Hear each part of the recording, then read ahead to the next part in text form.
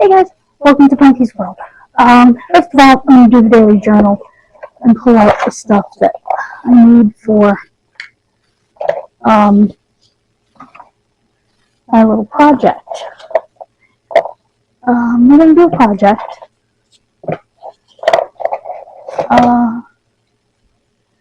We're going to create some ornaments. Whoops. Which we forgot to do last year. Okay,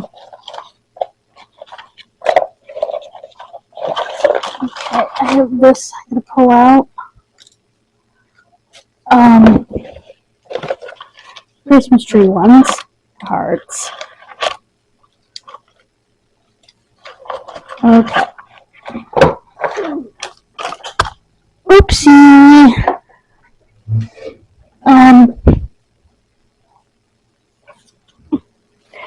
One of our two packages from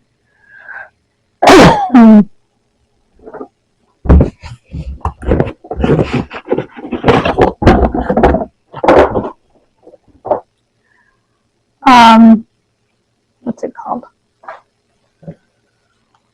eBay. Will be here tomorrow. They both say Saturday. However,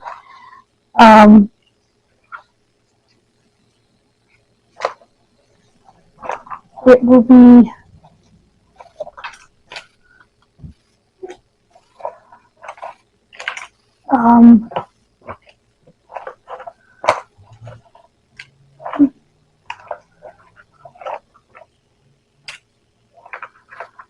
tomorrow for one of them because it's already in Shrewsbury. I will have Diane take me to the post office tomorrow because I still can't walk on my dang leg. Which is frustrating because I have, well, that's a magnet. Those are memory cards. The magnet over here for my magnet collection. One of those things, you know. I have to make sure I get all the strings out. Okay.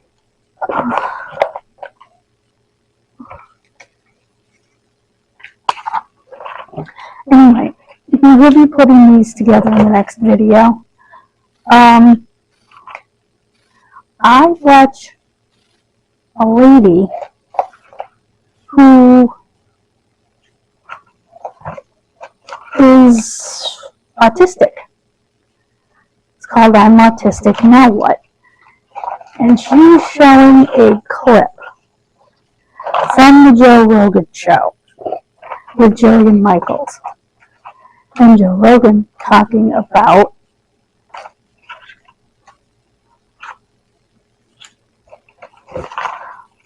autism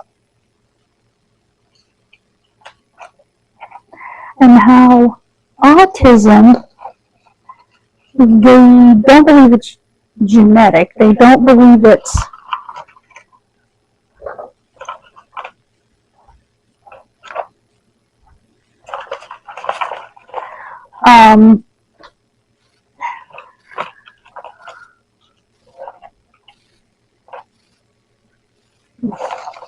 they believe parents did something to cause it. What exactly did my mother do to cause my autism? And they're saying the rates are going up. No, actually, the number of diagnoses are going up. Because people like me, girls like me, who grew up in the 80s with autism, weren't recognized. That's the thing. We weren't recognized. They didn't know anything about autism yet. We're learning and therefore making more diagnoses of autism. That's the fact. Is that we are making more diagnoses because we are learning about autism, about neurodivergence, about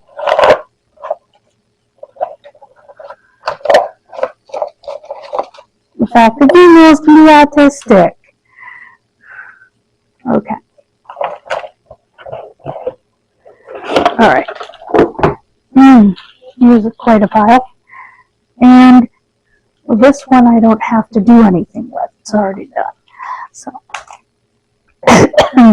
these are magnets from my magnet collection. See, when you are, I'm wearing the microphone, I'm kind of trying to go up and down on the volume and find the right volume. I am gonna color this. Anyway,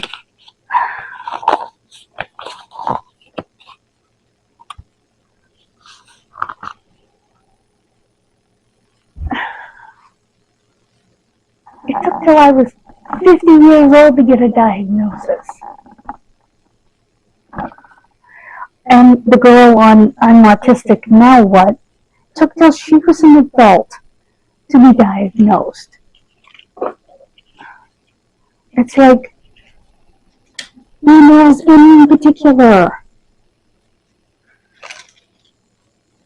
Are there necessarily more males that have it? No. There's just more males that are actually diagnosed.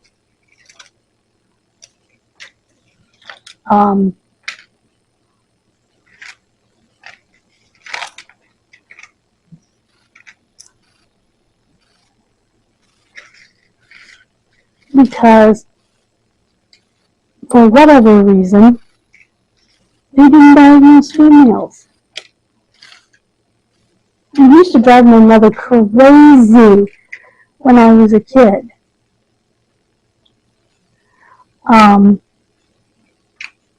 even as an adult, that women in general had issues with being diagnosed with just about anything. They were clearly be patted on the head and expected to,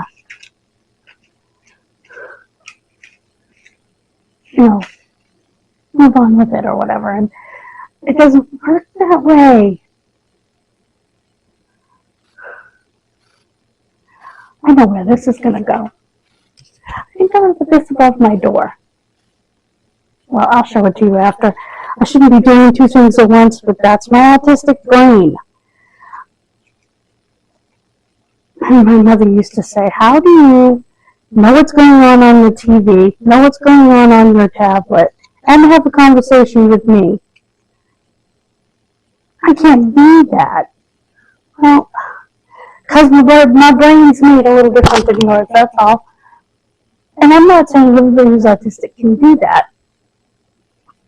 People have their own traits. My stimming looks different from other people's stimming. Like organizing this mess, I want to move all the trees over here and the hearts over here and the stars over here, while I'm talking, and the round ornaments over here.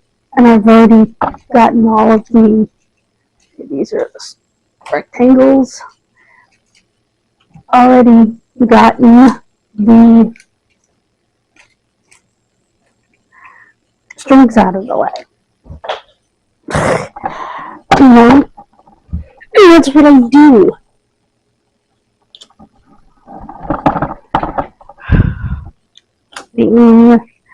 All these round ones, then these square ones, these different ones, and it's what I do. And people will get confused by my conversations because I have a tendency, and you notice it on the videos, I have a tendency to go from one conversation back to a conversation we were having 5 minutes ago, and it confuses people. Yet I know exactly what I'm talking about. People will be like, what happened? You know, what just happened there? And that's me, and it's how my brain works. It's not how everybody's brain works. It's how my brain works. There. These are all separated, actually. Okay. The smaller ones, I think. Okay. I'll keep those separate. Okay. Everything is separated now, so when we start the project, we will have everything separated. Because I never did do this last year, so it has to be done. And I enjoy doing that stuff. But yeah, and it's so funny because I recognize so much of me in the stuff that she talks about, and I like the channel, you know, and then I have subscribed to her, and I recommend that you subscribe to her even if you're neurotypical and not neurodivergent.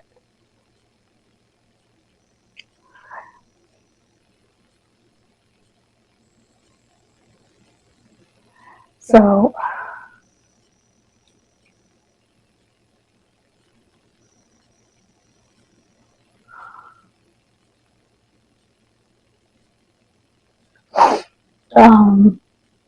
and I just,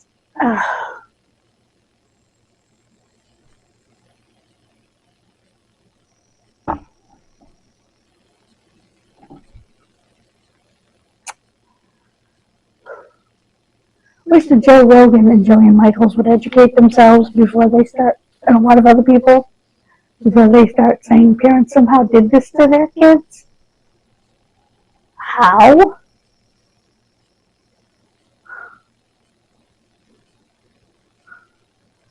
I have a common comorbidity, and that is cerebral palsy. People with cerebral palsy are more likely to become autistic. My mother didn't cause me to stop breathing. She wasn't even with me when I stopped breathing. The doctors were. Now, as far as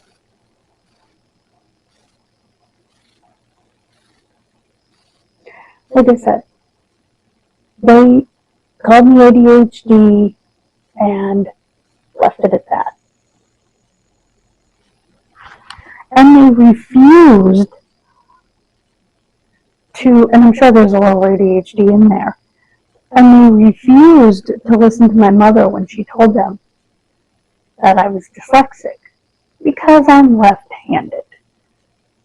And I've heard other people, trying to think of where it was, talk about being left-handed and that being the assumed reason why they wrote letters backwards, numbers backwards.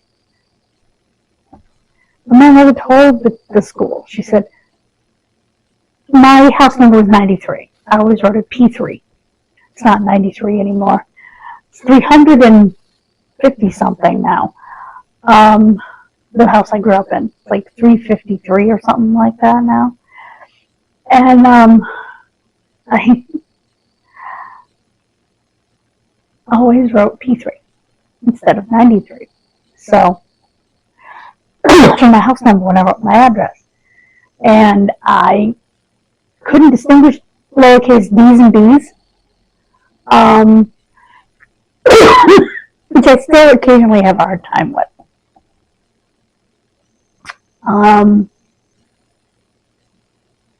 I can't make a Z to save my soul. I can't make a check mark going in the right direction to save my soul to this day. And when my mother pointed these things out to the school, they said, well, she's left-handed. And when I was in 10th grade, my lovely, lovely moderate special needs teacher, asked me about dyslexia. I said, I'll have to ask my mom about that. And I went home and I talked to my mom and she said, finally? What do you mean? She said, I told them when you were in like second grade that you had dyslexia, but they didn't listen to me. Leave it to Mrs. Anderson, because Mrs. Anderson was friendly with my parents. She was a wonderful lady. Unfortunately, she has Alzheimer's now, which is very sad to me. And I went back to school and I relayed that story to Mrs. Anderson. My mother said, you can do any test you want. She gives you her permission. She said, I already did it. I stood behind you and watched you write. Now, let's give you some coping skills. She turned the paper, a piece of white-lined paper, sideways, so the lines were vertical, and had me write the numbers in between the lines. So there would be less and less in my head. Because I was describing dyslexia to her, only I didn't know it. Because she looked at my paper, because we were working out of a textbook, so we were writing on paper. It was a mess. And I wasn't getting the answers correct, which is what made her ask me about it. I said, it looks like a mess in my head. This is what it looks like in my head. Because we were doing addition with like 5 different double-digit numbers in a row, and that just was leaving my head spinning. Well, it makes a difference when you get a diagnosis.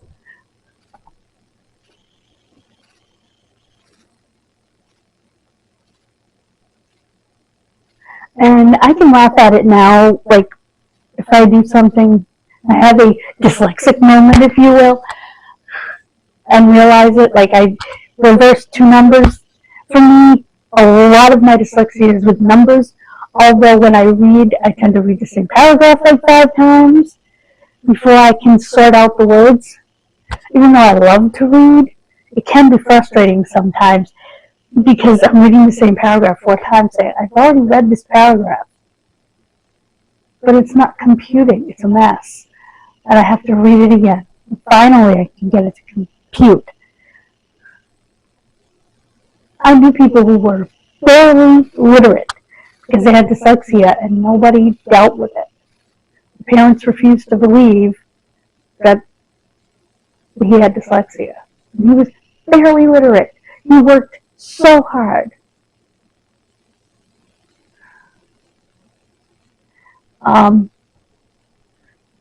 Yeah, that's what's on my mind in this daily journal. Like I said, we do have 2 things coming for eBay. I got that thing from, I believe it was National Grid, the $30. And I got a CVS Advent calendar, which was last year's, which will be here tomorrow. And I got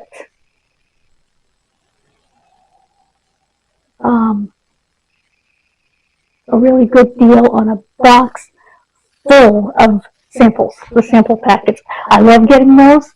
I have like a container for them. I'm going to have to use my bigger container though. Because I can try lots of different things, some things that I wouldn't be able to afford, stuff like that. So I love getting those.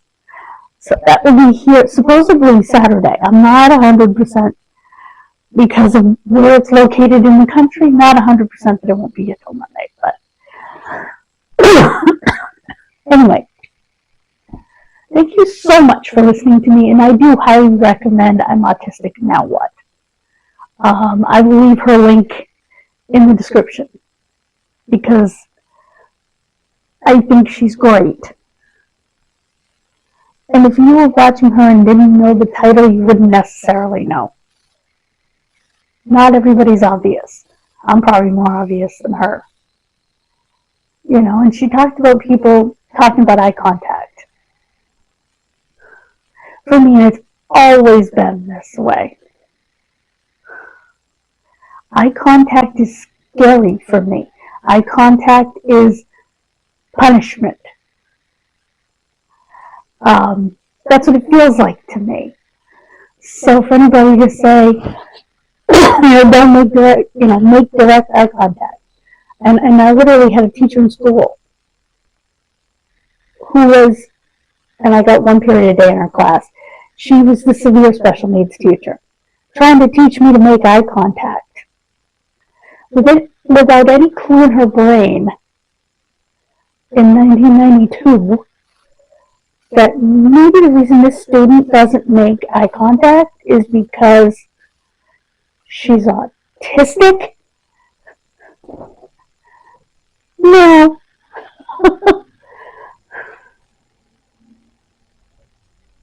Maybe the reason this kid's stuck in her own little world is because she's autistic. But no, well, that part she may not have been aware of. But she certainly was aware of the fact that I could not, socially I was extremely awkward, that I could not make eye contact. I apologize to people right up front. Not everybody who has that trouble, whether they're autistic or not, is comfortable enough saying, I can't make eye contact with you. I will try. And during meetings, it's easier because I can look at one person, look at another person, depending on who's talking, and try to concentrate on eye contact with each person as they're talking. So I'm not just making eye contact with one person. I am looking at the faces of each person that's talking. But I think it's important, if you're able to communicate that eye contact is scary for me. It's hard. I try, but I often fail. That's a good thing. Not everybody can do that. Not everybody feels comfortable doing that. Not everybody has the words. Because autism is a spectrum. It means that it isn't severe and mild. It's everything in between. So, if you're not comfortable saying, I can't look you in the eye, that's okay. Just recognize when a child is not looking you in the eye and is clearly uncomfortable doing so. I always felt like I was being punished looking people in the eye. I still get that little kid punished feeling. I can't look you in the eye. I can't. I try, and I will always try, but it's,